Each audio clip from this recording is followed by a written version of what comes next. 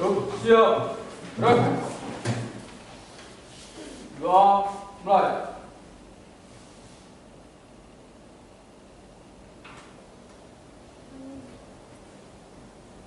Dua, selesai.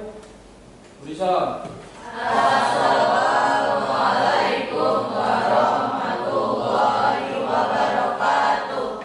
Waalaikumsalam warahmatullahi wabarakatuh. Istirahat di tempat. Gerak.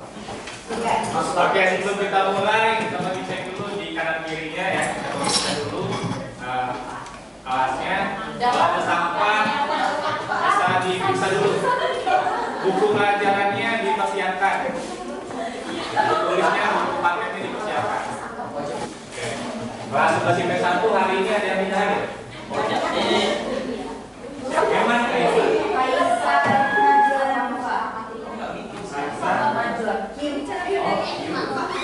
tangannya belum kita belajar seperti biasa ya, kita speaking kata orang. Ada speaking dulu ya. Jadi speakingnya kalau bapak bilang satu, kalian tepuk tangan ya. Tapi kalau bapak bilang sapu, kalian seperti ini tangannya. Sapu ya. Kalau satu seperti ini, satu seperti ini. Bisa ya? Kita mulai ya. Satu, sapu, sapu. Satu.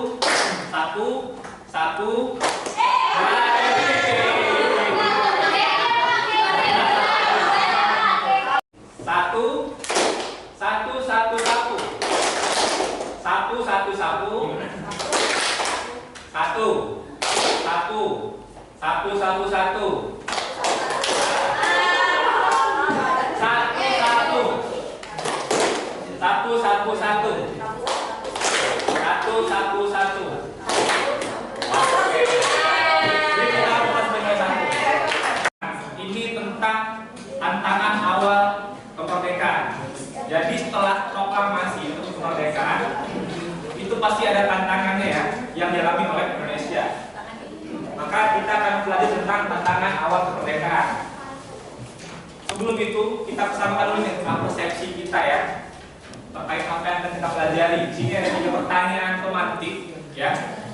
Yang pertama, apakah kondisi dan keadaan di Indonesia baik?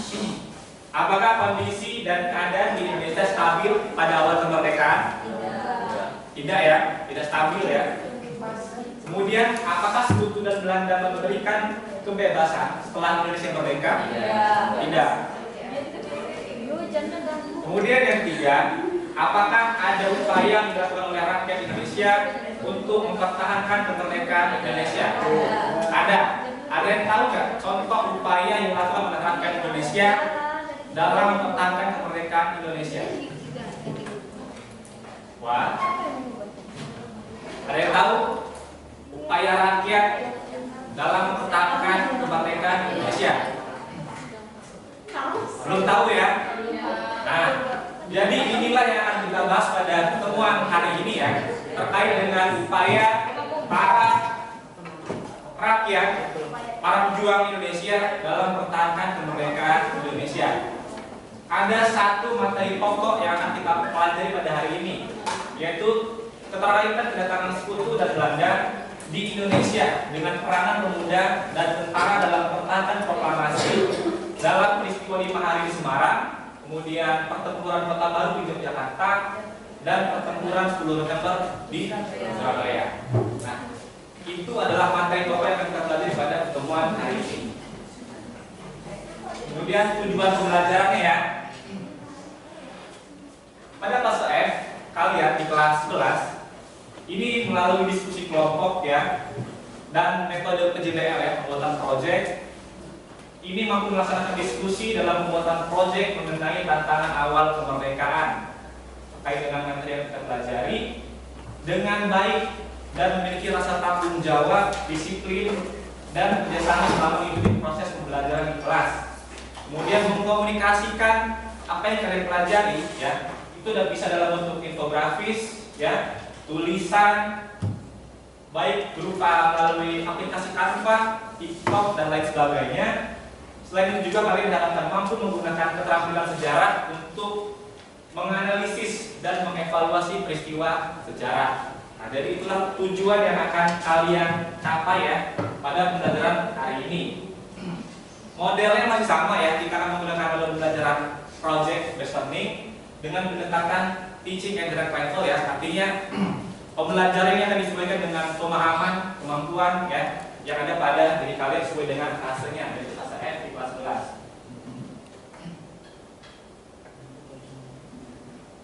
Nah, untuk pelaksanaan pembelajarannya ya, seperti yang sudah Bapak jelaskan tadi, ada pembagian kelompok ya. Kelompoknya sudah Bapak bagi di kelas ini sesuai dengan temanya masing-masing ya. Ada 5 tema yang akan kita bahas terkait dengan kondisi awal, kondisi awal pasca kemerdekaan, kemudian kedatangan Sekutu dan Belanda, kemudian pertempuran atau peristiwa 5 hari di Semarang, kemudian pertempuran di Yogyakarta, dan 10 November dan peristiwa 10 November di Surabaya. Oke.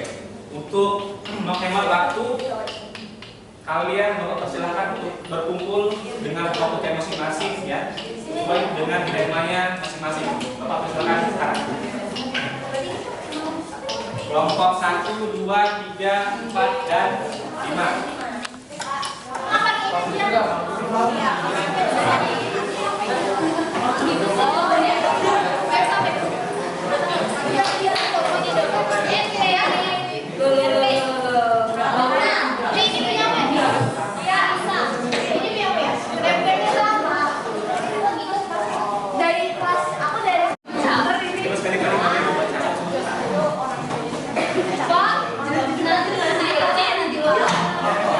Akan ini ya, melaksanakan atau mengerjakan asesmen diagnostik ya, kemampuan awal kalian mengenai materi yang kita belajar pada hari ini. Linknya sudah Bapak share, bisa dikerjakan sekarang ya. Kalau sudah selesai, bisa langsung dipersiapkan proyeknya dan persiapkan untuk presentasi. Nah, untuk pertemuan kali ini ya, Bapak akan melakukan penilaian sikap ya, sikap kalian sama pembelajaran. Jadi berikanlah sikap terbaik kalian ya pada pembelajaran kali ini. Kemudian penilaian pengetahuan ya, pengetahuan kalian Bapak lihat dari asesmen yang kalian kerjakan. Jadi jangan sampai tidak kalian kerjakan yang Bapak share ya linknya. Kemudian penilaian keterampilan ya, keterampilan itu Bapak lihat dari hasil proyek infografis kalian dan presentasi. Jadi persiapkan proyek dan presentasi kalian dengan sebaik-baiknya. Ya. Jadi siapa yang sudah penilai bagus, Bapak tidak menunjuk ya siapa yang presentasi. Jadi siapa yang siap silahkan maju, akan Bapak beri nilai. Ya, berhubung waktunya sedikit, jadi mungkin tidak semua kelompok dapat maju. Jadi kalian berebutlah saya akan presentasi di depan. Kemudian untuk keaktifan itu tidak luput dari penilaian Bapak ya. Siapapun yang presentasi, di setiap kelompok harus ada yang memberikan pertanyaan. Tidak hanya perwakilan, mau 7 atau 8 orang yang ngasih pertanyaan juga nggak apa-apa, ya. Jadi nggak ada batasan. Siapa yang ngasih pertanyaan ataupun siapa yang menambahkan jawaban ataupun memberikan kesimpulan akan Bapak catat, ya, di absen, akan Bapak tandai dan akan Bapak beri nilai. Ya, paham ya? Jadi nggak akan ada yang dirugikan dalam pembelajaran kali ini ataupun seterusnya. Apa yang kalian lakukan, itu yang akan kalian dapatkan. Oke? Bisa dimulai dari sekarang. Mau ganti hati.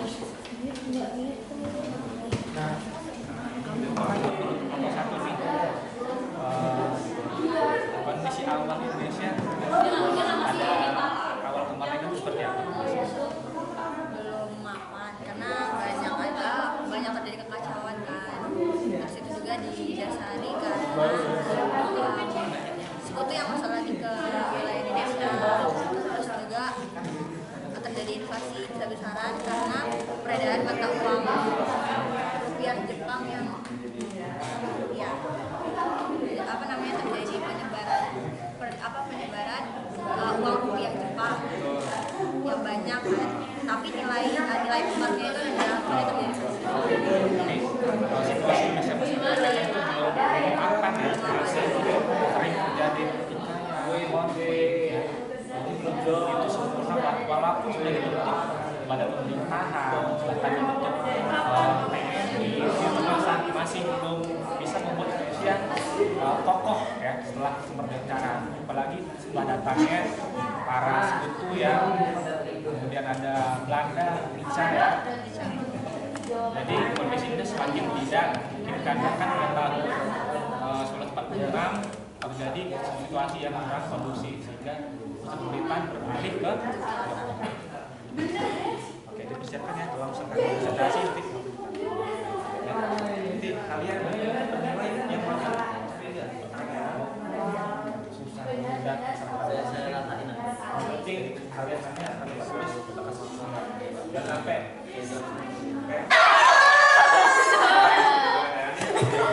Assalamualaikum warahmatullahi wabarakatuh. Waalaikumsalam warahmatullahi wabarakatuh. Jadi di sini kami akan mempresentasikan tentang pertempuran November. 10 November. Latar belakang terjadinya pertempuran 10 November di Surabaya adalah dipicu oleh tewasnya Brigadir Jenderal Malabi. Dalam pertempuran di Surabaya, Jawa Timur, dalam peperangan itu Malabi tewas tertambang di dalam mobil yang ditumpanginya diduga akibat terkena lemparan granat saat melintas di depan gedung internasional. 2. Pihak Inggris sebagai bagian dari pertempuran ini Keadaan di Surabaya pun semakin memanas akibat adanya selebaran yang tersebar pada tanggal 27 Oktober melalui pesawat Dakota yang bertolak dari Jakarta. Selebaran tersebut juga disebarkan di berbagai wilayah Indonesia seperti Jawa Barat dan Jawa Tengah yang telah didatangi Mayor Jenderal Houghton. 4. Permulaan. Isi dari selebaran tersebut adalah ultimatum bagi para pasukan Indonesia untuk menyerah kepada pihak sekutu dalam waktu 48 jam atau menghadapi konsekuensi ditembak. Kejadian tersebut semakin menimbulkan rasa kebencian di Surabaya yang membuat munculnya seruan di radio untuk mengusir pihak Inggris dari wilayah tersebut. 5. Kejadian melihat adanya berbagai tindakan yang dilakukan oleh pihak Inggris tersebut semakin meyakinkan pihak Indonesia bahwa peperangan yang akan terjadi tidak lagi bisa dihindari. Oleh sebab itu, pada tanggal 27 Oktober, tepatnya pada pukul 2 di siang hari, terjadi kontak senjata pertama antara pasukan pemuda Perisai dan pasukan Burka yang merupakan berasal dari pihak sekutu. Dari apa yang sudah disampaikan, maka dapat disimpulkan bahwa pertempuran 10 November dilatar belakangi oleh tewasnya Brigadir Jenderal Malabi yang akhirnya meledarkan pihak Inggris sebagai bagian dari pertempuran yang bagaimana bahwa pihak Inggris menganggap pertempuran Surabaya tersebut sebagai laksana inferno atau neraka yang mengakibatkan keterlibatan dan keadaan di Surabaya yang semakin memanas menjadi permulaan awal perang 10 November. Jadi dari apa yang sudah kami sampaikan, apakah ada yang bertanya? ada yang bertanya terkait dengan pertempuran 10 November. Oke, udah. Izin bertanya,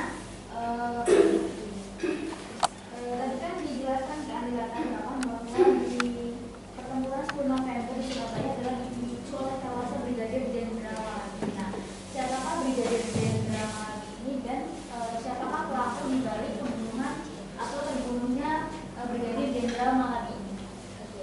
Pertanyaan akan disimpan apakah ada lagi yang ingin ditanya? Oke, Devina. Bertanya terutama dari tenaga terus yang bagian pihak Inggris yaitu pada tanggal 26 pihak Inggris itu kan pada tanggal 26 November yang disebabkan kegigihan para pejuang bangsa. Pertanyaannya yaitu bagaimana saja kegigihan para pejuang bangsa Indonesia yang ada di Surabaya.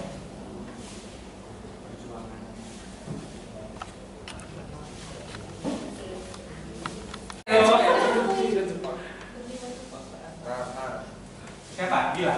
Oke, Bila.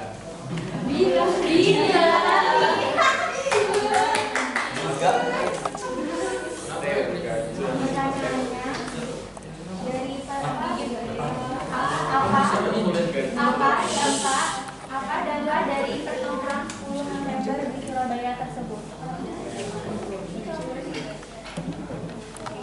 Siapakah Brigadir Jenderal Malabi dan siapakah yang menewaskannya. Brigadir Jenderal Malabi adalah seorang Britania yang memimpin pasukan Inggris pada pertempuran 10 November dan terbunuhnya itu oleh 30 tembakan yang ditembak oleh pemuda dari Indonesia. Sampai sekarang namanya masih disamarkan, tetapi kemungkinan ditembak oleh Dol Arwono dan Abdul Aziz.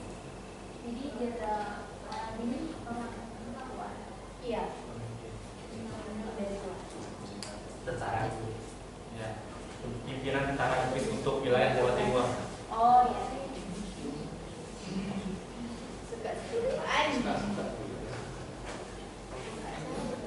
Makanya mereka memberontak marah karena pemimpin wilayah di Jawa Timur ini dibunuh. Itu puncak mentoknya karena itu di pertempuran Surabaya. Lanjut ke pertanyaan yang kedua adalah bagaimana kegigihan para pejuang bangsa yang ada di Surabaya? Pertanyaan dari Devina. Kegigihan para pejuang bangsa yang ada di Surabaya itu yang pertama mereka menyatakan visi dan misi mereka untuk melawan penjajah, karena tanpa visi dan misi yang sama atau tanpa persatuan mereka tidak bisa melawan penjajah.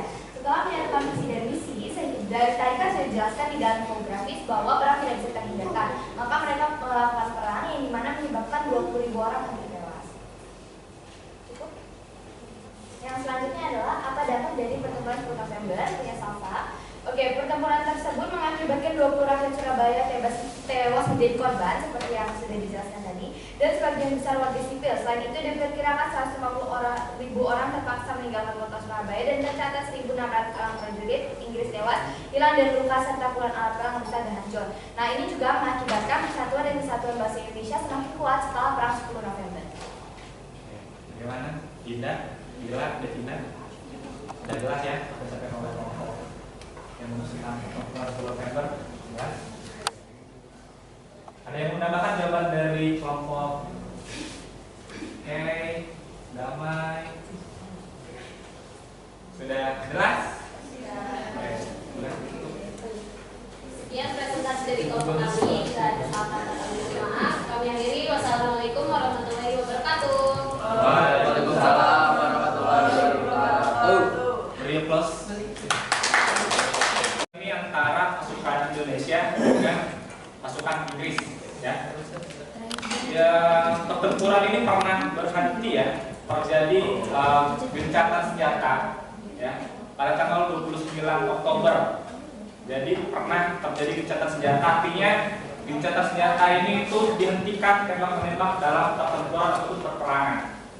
Tapi ini tidak berlangsung lama, karena sehari setelahnya, tanggal 30 Oktober, ya, pemimpin dari Inggris, yang disampaikan oleh Dinda tadi, Brigjen A.W.S. Malabi, ini ditemukan tewas, ya, seperti yang sudah diceritakan oleh Ikna tadi, dia ini tewas, sehingga disinilah puncak terjadinya bentrok ataupun pertempuran 10 November ini. Kemudian pengganti dari A.W.S. Malabi ini itu mengeluarkan ultimatum 10 November, ya, dikenal dengan ultimatum 10 November, yang isinya itu ada 2 poin, ya. Yang pertama itu Indonesia diminta untuk menyerahkan senjata dan menghentikan perlawanannya, ya, kepada Afne dan Nica. Kemudian apabila Indonesia menentang, ya, ataupun tidak mentaatinya, Indonesia akan diserang, khususnya di daerah Surabaya, ya, itu akan dihancurkan, ya, baik di darat, udara maupun di laut. Kemudian ultimatum yang kedua, para pemimpin dan para pejuang rakyat di Surabaya itu harus berkumpul paling lambat jam 6 pagi tanggal 10 November di tempat yang ditentukan oleh pengganti dari A.W.S. Malabi ini, ya. Kemudian para pejuang menolak, sehingga terjadilah pertempuran itu tepat pada tanggal 10 November 1945. Pertempuran ini juga dikenal juga dengan pertempuran neraka, ya, karena begitu banyak korban jiwa yang gugur dari peristiwa ini. 20.000 para pejuang dari Surabaya, kemudian 1.600 dari para pejuang ataupun pasukan Inggris yang tewas, 15.000 orang Surabaya pergi melarikan diri. Jadi peristiwa 10 November ini benar-benar menjadi peristiwa yang sangat dikenang karena yang paling terbesar yang membulatkan tekad para pejuang yang lainnya Makanya dibuatlah tanggal 10 November itu sebagai hari pahlawan pada tanggal 10 November. Ya, jadi begitu besarnya peristiwa 10 November ini. Dan pokok dari pejuang pada peristiwa ini siapa? Tokoh pejuang dari Surabaya. Sutomo. Sutomo. Nama lainnya? Bung Tomo. Benar. Nah ya, oke, penilaian di hasil infografis kalian itu dari Bapak nilai ya. Kemudian aktifan kalian juga Bapak nilai. Terima kasih juga yang sudah bertanya ya. Pada hari ini masih ada kesempatan pada kesimpulan nanti. Jadi terkait dengan materi kita pada hari ini, Bapak rasa cukup sekian ya. Terkait dengan tantangan awal kemerdekaan, ada 5 hal ataupun 5 topik yang kita pelajari.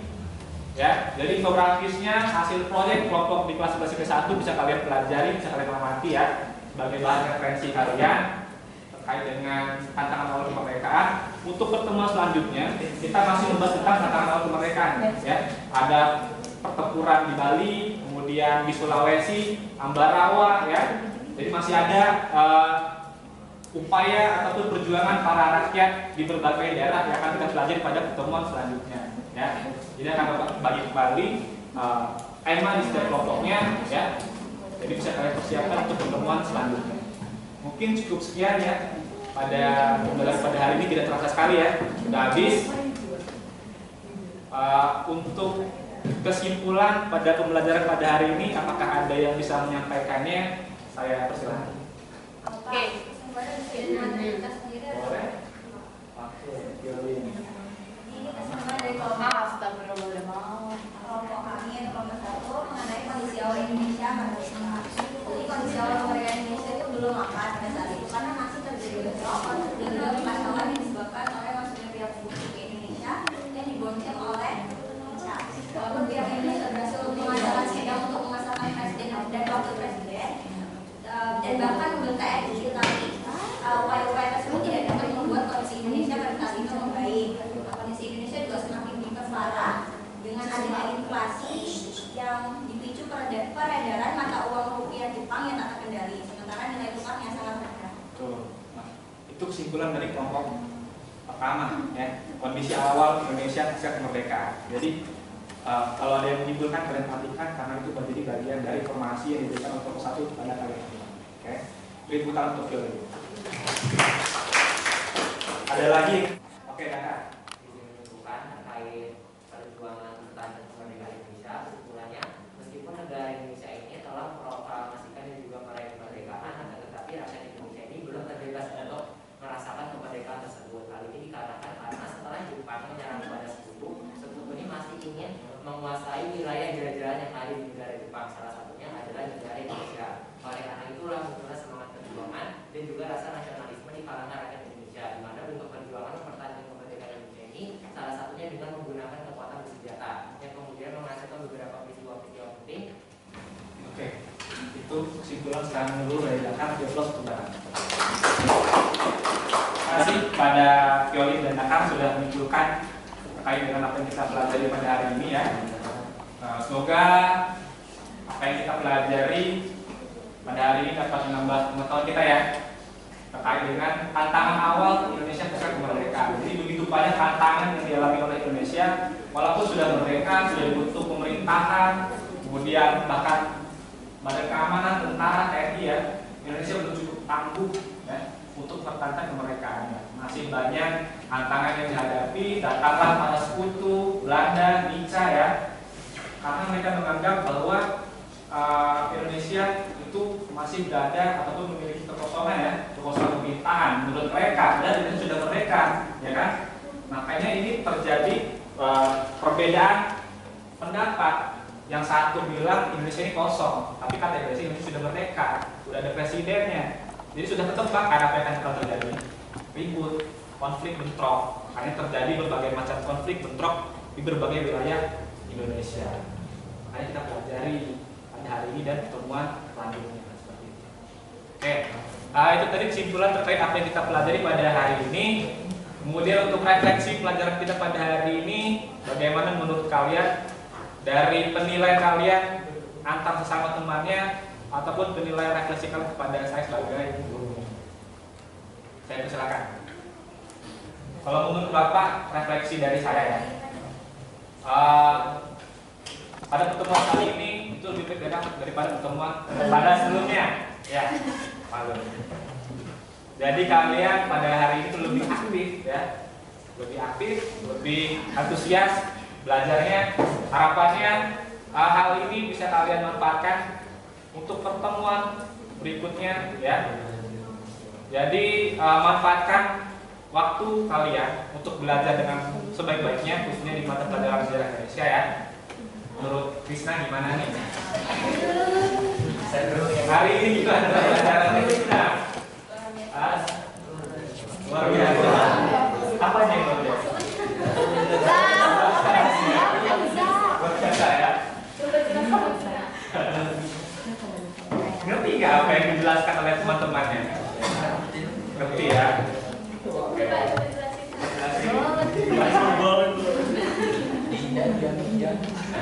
Gimana Mai? Refleksinya?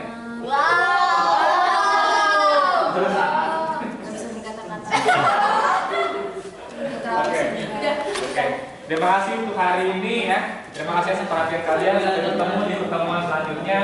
Alhamdulillah pembelajaran kita pada hari ini telah selesai. Jadi untuk kelas IPS 1. Oke, saya akhiri ya pada kooperasinya. Saya persilakan untuk memimpin doa dan salam.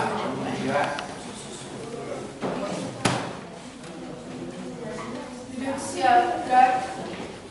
Doa mulai.